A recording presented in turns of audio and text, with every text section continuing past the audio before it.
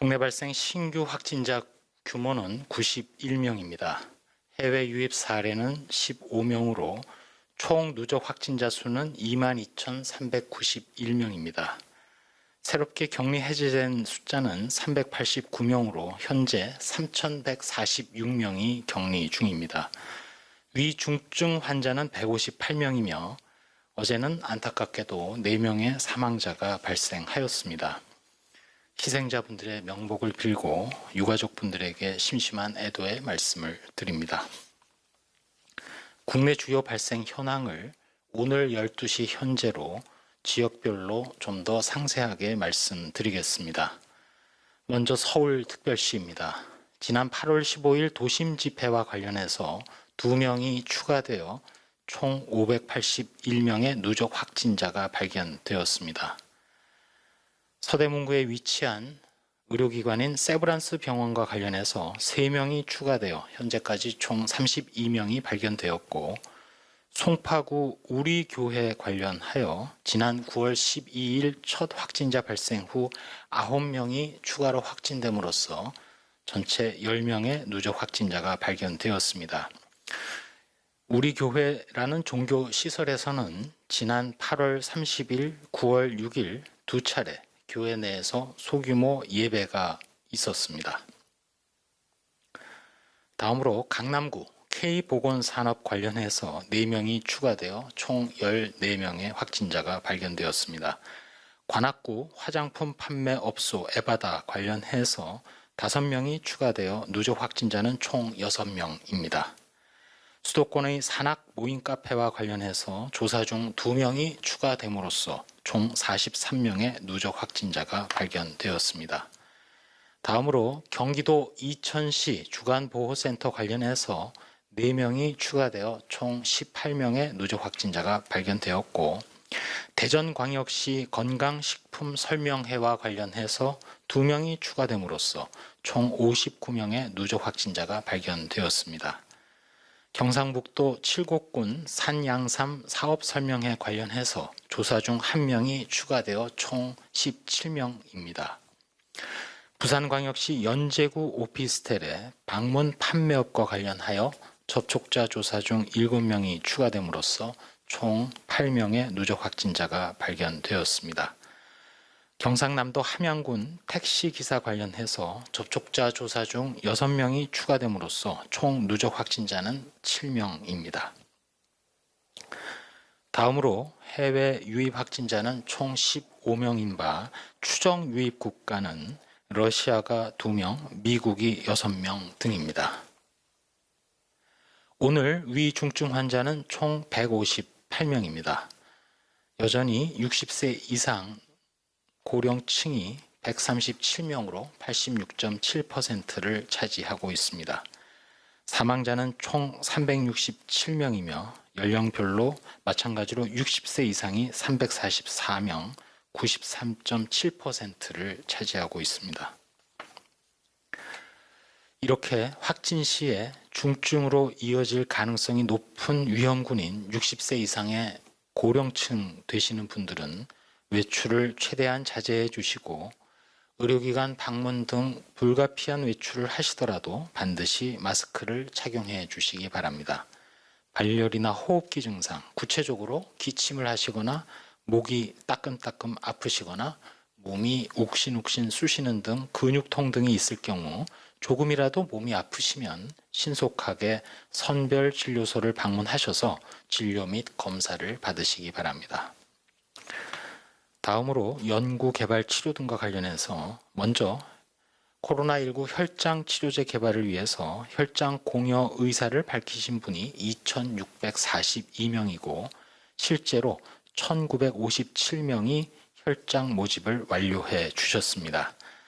이미 몇 차례 말씀드린 대로 완치되신 분들의 혈장 공여를 편리하게 또 접근성을 높이기 위해서 전국 46개소의 헌혈의 집에서도 혈장 공여가 이루어지고 있음을 말씀드리면서 더욱 적극적인 참여를 부탁드리고 이미 참여해 주신 분들에게 머리 숙여 깊이 감사드립니다.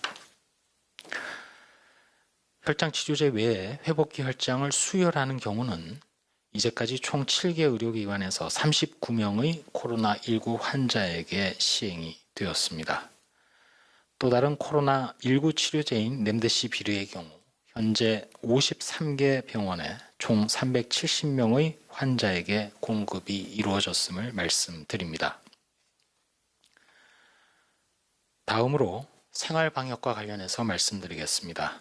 행정안전부에서 운영 중인 안전신문고에 신고된 사례입니다. 물론 최종 조사 확인이 필요합니다만 일단 신고된 상태에서 주요 사례를 보면 의료기관 내에서 간병인들과 환자분들이 병실, 복도에서 마스크를 쓰지 않고 있는 등 감염이 우려된다고 신고된 바 있습니다.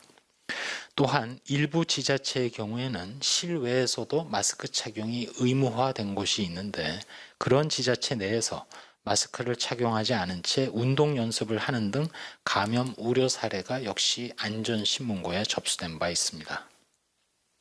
거듭 말씀드립니다만 코로나19 감염 전파 예방을 위해서는 불효불급한 외출, 모임 등은 연기하거나 취소해 주시고 불가피하게 외출을 하실 경우에도 반드시 마스크를 착용해 주시고 착용하실 때에도 제대로 착용해 주시기 바랍니다. 그 제대로란 의미는 반드시 입과 코를 완전히 가려 주시기 바랍니다. 또한 마스크 표면을 만지지 말아 주시기 바랍니다. 아울러 실내든 실외든 사람 간의 2m 이상 거리를 실천해 주시고 환기가 잘 되지 않고 사람이 많은 산밀, 즉 밀집, 밀폐, 밀접한 장소는 가지 말아 주실 것을 요청드립니다. 끝으로 한 말씀 올리겠습니다. 전 세계 코로나19 발생 규모가 하루 30만 명 이상 발생할 정도로 매일 새롭게 기록을 세우고 있습니다. 전 세계적으로 3천만 명의 환자와 100만 명의 사망자 규모를 목전에 두고 있는 상황입니다. 최근에는 특별히 남동아시아 지역 그리고 유럽 지역 등의 재유행 양상이 뚜렷합니다. 이는 우리나라 입장에서 보면 앞으로도 해외 유입 위험이 여전하고 도리어 점점 더 커질 수 있다는 의미입니다. 국내 발생 양상을 보면 감소세는 틀림없지만 속도는 생각보다 느린 상황이고 어쨌든 서서히 감염 규모를 줄여 나가고 있습니다. 이러한 가운데 수도권에서의 사회적 거리 두기 단계를 어제부로 2단계로 조정이 되었고 이는 거리 두기에 그동안 적극적으로 참여해 주신 국민 한 분 한 분의 정성, 인내, 노력 덕분입니다. 방역 당국으로서 깊이 감사드립니다. 현재 상황이 지난 8월 중하순보다 호전은 되었지만 그럼에도 불구하고 거리 두기를 이완할 때마다 코로나19 바이러스의 유행이 다시 고개를 쳐들었던 악몽을 기억해 주시기 바랍니다. 코로나19로부터 회복하기까지 얼마나 큰 희생과 인내가 필요한지 우리 모두 이미 경험했습니다. 현재 경각심을 늦출 수 있는 상황은 전혀 아닙니다. 어느 때보다 주의가 필요한 시기입니다.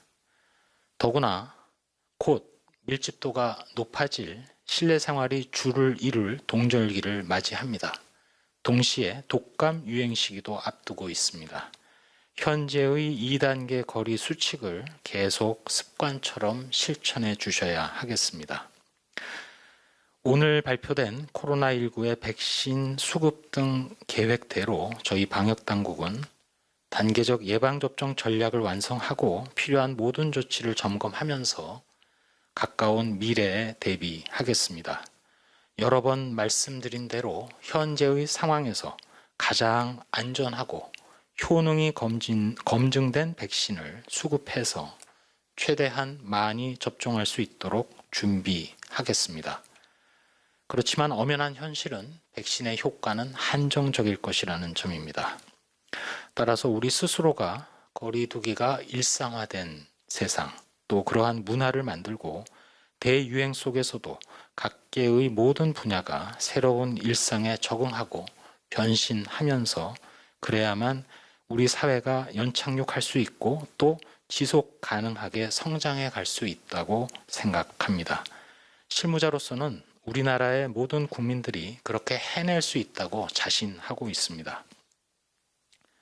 실제로 금년 가을 이후에 거리두기를 통해서 코로나19 외에 인플루엔자 유행도 통제할 수 있습니다. 대규모 인플루엔자 예방접종 사업도 확대해서 진행을 이미 하고 있긴 하지만 사실 앞으로 만약에 인플루엔자가 유행을 한다면 이는 거리두기 자체가 제대로 되고 있지 않다는 반증일 수도 있고 동시에 코로나19 유행 위험이 높아졌다는 신호이기도 합니다. 거듭 말씀드립니다. 거리두기, 마스크 쓰기, 손 씻기 등은 개인위생은 모든 호흡기 감염병 또는 대부분의 감염병을 예방하고 우리 스스로의 건강을 지키는 방법이자 결국 우리의 이웃인 자영업자, 소상공인들을 지켜드리는 버팀목입니다. 며칠 전과 마찬가지로 대구광역시의 구호를 말씀드리고 싶습니다. 먹고 마실 때는 말 없이, 말할 때에는 마스크 쓰고를 다시 강조드립니다. 이상입니다.